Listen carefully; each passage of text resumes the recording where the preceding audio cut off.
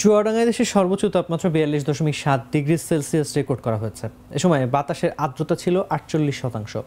শনিবার জেলার আবহাওয়া পর্যবেক্ষণাগারের সিনিয়র পর্যবেক্ষক রকিবুল হাসান এ তথ্য জানান। তিনি জানান, প্রায় 2 সপ্তাহ ধরে চুয়াডাঙ্গায় দেশের সর্বোচ্চ তাপমাত্রা বিরাজ করছে। জেলায় হিট অ্যালার্ট জারি রয়েছে। 30 এপ্রিল পর্যন্ত তাপমাত্রা আরও বাড়তে পারে। তীব্র রোদে শ্রমিক, দিনমজুর, রিক্সা, ভ্যান চালক কাজ করতে না পেরে অলস সময় পার করছেন। একটু প্রশান্তির খোঁজে গাছের ছায়া ও ঠান্ডা পরিবেশে স্বস্তি খুঁজছেন স্বল্প আয়ের মানুষরা।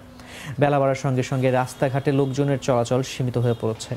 এছাড়া একটানা 16 দিন তীব্র থেকে অতি তীব্র তাপপ্রবাহে হাসপাতালে বেড়েই চলেছে জ্বর, নিউমোনিয়া, ডায়রিয়া, শ্বাসকষ্ট সহ বিভিন্ন রোগে আক্রান্ত রোগীর সংখ্যা।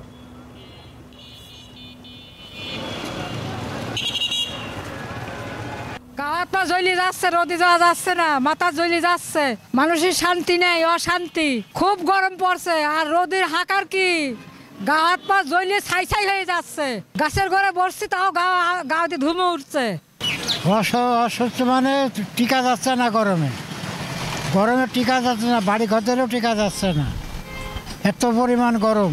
চুয়াডাঙ্গা শহরে বর্তমানে রোদের যে তীব্রতা, জনজীবন একদম অতিষ্ঠ।